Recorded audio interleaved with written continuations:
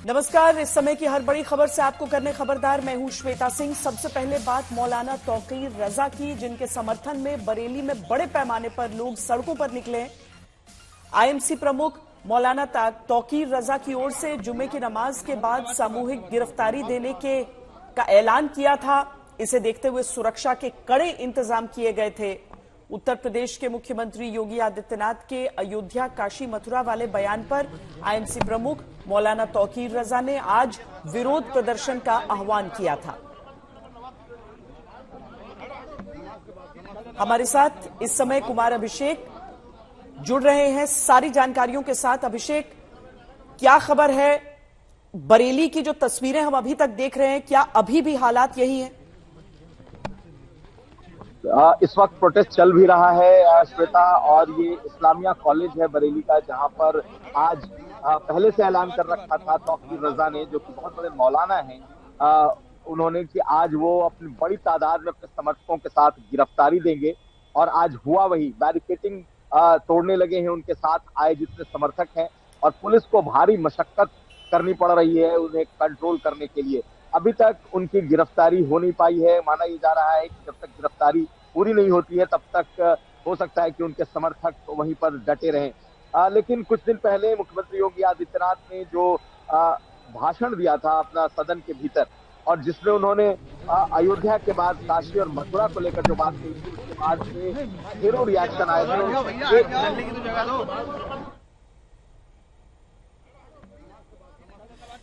तो ये तस्वीरें भी हम एक तरफ देख रहे हैं।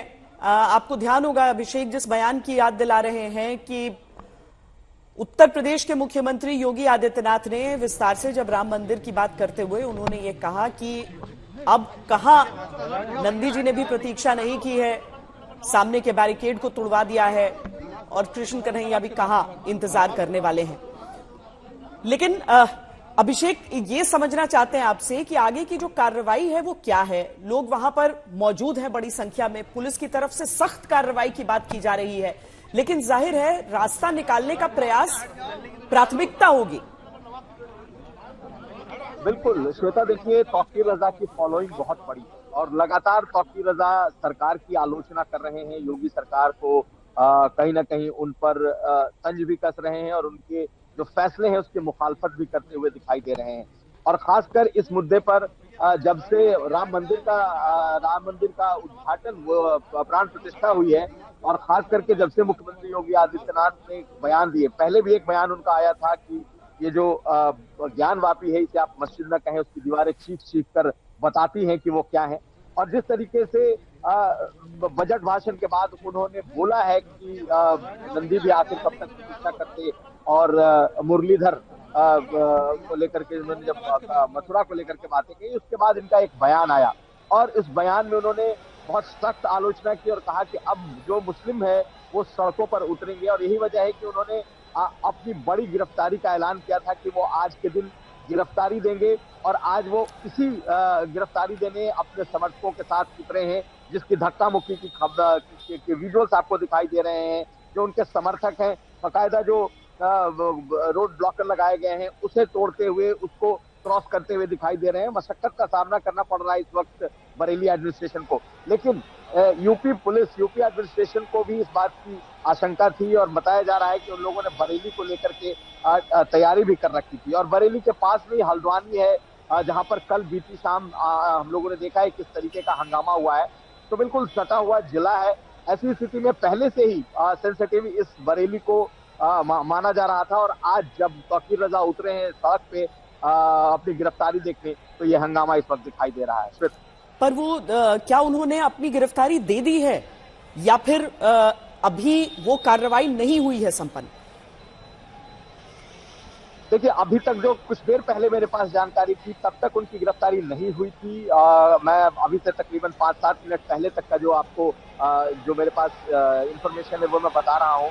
अभी अगर चंद मिनटों पहले उन्होंने गिरफ्तारी दे दी होगी तो फिर मेरे पास इंफॉर्मेशन नहीं है, लेकिन कुछ देर पहले तक उनके तमाम समर्थक सड़कों पर उतरे थे, और एक तरफ वो अपनी गिरफ्तारी देने आ रहे थे, और दूसरी तरफ पुलिस का विरोध जो कि उनके समर्थक कर रहे हैं वो साफ साफ दिखाई दे रहा है। कुछ देर में बड़ा क्लियर हो जाएगा कि इस मामले में आखिर हुआ क्या, क्या उनकी गिरफ्तारी हुई है या नहीं हुई है। लेकिन ये बात जरूर है कि जिस तरीके से तौकीर रजा ने ऐलान किया था कि आज सड़कों पर उतरेंगे और उनके साथ, क्योंकि आज जुमे का दिन भी है और जुमे की नमाज के बाद उन्होंने गिरफ्तारी का ऐलान कर रखा था, तो माना यह जा रहा है कि आज उनकी गिरफ्तारी हो सकती है। ठीक है, हम सीधे बरेली भी चलते हैं। कृष्ण गोपाल हमारे साथ इस समय और वहां की ताजा तस्वीरें दिखा रहे हैं। कृष्ण गोपाल, सर्वे के बाद सदन में मुख्यमंत्री योगी आदित्यनाथ का बयान आया कि हमें नंदी बाबा जो है वो काशी मांग रहे हैं और कृष्ण कन्हैया कहाँ पीछे रहने वाले हैं, हमें 3 ये धार्मिक स्थल चाहिए, ये चाहिए। उसके बाद मौलाना तौकीर रजा खान जो IMC के राष्ट्रीय अध्यक्ष हैं, उन्होंने जुम्मे की नमाज के बाद ऐलान किया कि 9 तारीख को हम गिरफ्तारी देंगे। उसी में यहाँ पे गिरफ्तारी के लिए हजारों की संख्या में उनके आह्वान पे लोग आए और गिरफ्तारी के लिए कशमकश हो रही है। आज तक के पास एक्सक्लूसिव विजुअल है जिसमें पुलिस इधर रोक रही है और दूसरी तरफ उनके समर्थक और वो धक्केबाजी करके बैरिकेडिंग गिरा दी गई है। मौलाना तौकीर रजा की गिरफ्तारी के लेकर असमंजस बना हुआ है, लेकिन साथ ही पुलिस प्रशासन मुस्तैद है, पूरे शहर को छावनी में बदल दिया गया है। मैं कृष्ण गोपाल राज, आज तक। कृष्ण गोपाल राज वहां की तस्वीरें दिखा रहे हैं और बता रहे हैं वहां की परिस्थितियां इस समय क्या है। दरअसल पुलिस पूरी कोशिश कर रही है कि स्थिति को नियंत्रण में रखे। जैसे अभिषेक भी बता रहे हैं कि गड़बड़ियों की आशंका लगातार थी, संवेदनशील जिला है, लेकिन सौहार्दपूर्ण स्थिति अभी तक रही है। अब देखिए जिस तरह से मौलाना तौकीर रजा की तरफ से कई सारे बयान समय समय पर आते रहे हैं, लेकिन आज ही का उनका ये बयान हम आपको सुनाते हैं। और पुलिस बेईमानी करके सरकार के दबाव में ये सब उल्टे सीधे काम कर रही है और मुल्क का माहौल बिगाड़ने का काम कर रही है। पुलिस और बजरंग दल और शिवसेना मिलकर हमारे देश को बर्बाद कर देना चाहते हैं। हम इस बेईमानी के खिलाफ अब रुकने वाले नहीं है। हमने आज ये आंदोलन बरेली से शुरू कर रहे हैं और इस आंदोलन को हम इंशाल्लाह मुल्कगीर पैमाने पर। हल्द्वानी में बवाल किसने कराया? धामी अगर हो गया, बुलडोजर तुम हमारे घर पर चला दोगे, हम अंधे और बहरे बने बैठे रहेंगे। अब किसी बुलडोजर को बर्दाश्त नहीं किया जाएगा। सुप्रीम कोर्ट अगर संज्ञान नहीं ले रहा है तो हम अपनी हिफाजत खुद करेंगे। हमें कानूनी अधिकार है, अगर हमारे ऊपर कोई हमलावर होता है तो हम उसको, यह हमें कानूनी अधिकार है। जो जिनके सामने शिकायत रखनी चाहिए वो हिंदुस्तान के सबसे बड़े बेईमान है। नरेंद्र मोदी आजाद हिंदुस्तान का सबसे बड़ा प्रधानमंत्री है। ऐसे प्रधानमंत्री को कोई ज्ञापन नहीं दिया जाएगा और ऐसी सरकार की मौजूदगी में हमें आजाद रहने का कोई अधिकार नहीं है। तमाम मुसलमान, हिंदुस्तान भर के मुसलमान इंशाल्लाह गिरफ्तारी देंगे। हमारे साथ इस समय मोहसिन रजा फोन लाइन पर जुड़ रहे हैं। मोहसिन रजा जी, वहां पर स्थिति बहुत ही संवेदनशील नजर आ रही है। वहां पर लोग जितनी संख्या में बाहर निकले हुए हैं, क्या लोगों को आश्वस्त किया जा सकता है कि स्थिति बिगड़ेगी नहीं? देखिए, बिल्कुल भी स्थिति नहीं बिगड़ेगी श्वेता जी, क्योंकि वहां पर हमारा पुलिस प्रशासन पूरी तरीके से मुस्तैद है। क्योंकि वहाँ जुमे की नमाज होती है, जुमे की नमाज के बाद वहाँ हमेशा सुरक्षा प्रदान की जाती है, हर जगह पर इस तरह की जगहों पर दी जाती है। लेकिन जिस तरह से कांग्रेस के इशारे पर तौकीर रजा अपनी नेतागिरी चमकाने के लिए इस तरह से गुमराह करने का काम कर रहे हैं, उपद्रव कराने का काम कर रहे हैं, जिस तरह का बयान उन्होंने माननीय प्रधानमंत्री को लेकर दिया है, जिस तरह की बातें उन्होंने आम जनता को कही है माननीय सर्वोच्च न्यायालय को दरकिनार करते हुए, ये बातें बड़ी शर्मनाक हैं। इसके तहत उन पर कार्रवाई होगी, उन्हें जेल जाना होगा।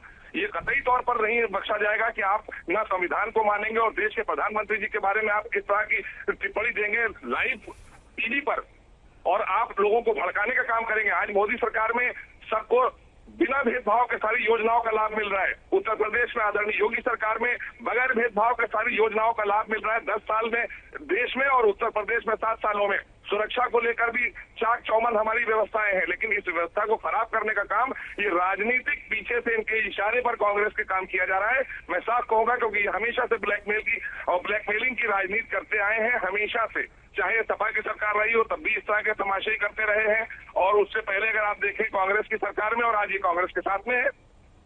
तो ये आपको राजनीतिक स्टंटबाजी लग रही है? हालांकि पिछले साल भी बड़ा बवाल हुआ था, मुस्लिम राष्ट्र की बात कर दी थी, हिंदुओं को धमका दिया था।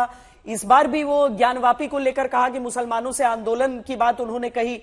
तो उनकी गिरफ्तारी और वहां की कानून व्यवस्था शांति, इस चीज को लेकर कितने ध्यान से आप लोग आगे बढ़ रहे हैं, और क्या ये केवल और केवल राजनीतिक स्टंट लग रहा है आपको?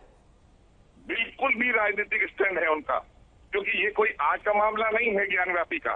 सभी लोग जानते हैं और सभी संविधान में विश्वास रखते हैं। माननीय सर्वोच्च न्यायालय के फैसले से प्रभु श्री राम का मंदिर का निर्माण हुआ।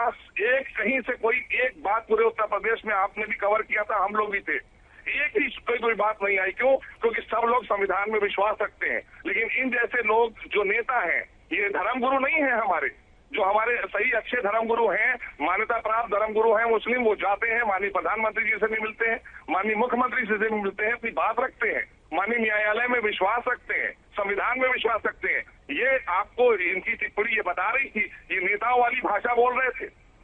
ये इस तरह का उपद्रव कराने सड़क पर निकले जो लोग नमाज पढ़ने आए थे, इबादत करने आए थे, उनको ये शैतानियत का काम बता रहे हैं। ये धर्मगुरु हो सकते हैं हमारे, और इनके पीछे क्या सारे के सारे लोग हैं? कतई नहीं है। इसी तरह के लोग हैं जिनकी दुकानें बंद हुई। श्रोता जी, परेशान ये इसलिए है क्योंकि इनको अब अंधेरा नजर आ रहा है, अब ये गुमराह नहीं कर पा रहे हैं। सीधी योजनाओं का लाभ आम मुसलमानों को मिल रहा है, पिछड़े दबे कुचले मुसलमानों को मिल रहा है। ये गुमराह करने का काम कर रहे हैं क्योंकि इनको नहीं पूछा जा रहा है। अब सीधी तौर पर योजनाएं उनके घर पे पहुंचाई जा रही हैं, इसलिए ये काम कर रहे हैं। लेकिन वहां पर कोई स्थिति बिगड़ने नहीं पाएगी। जी, बहुत धन्यवाद हमसे बातचीत करने के लिए। लेकिन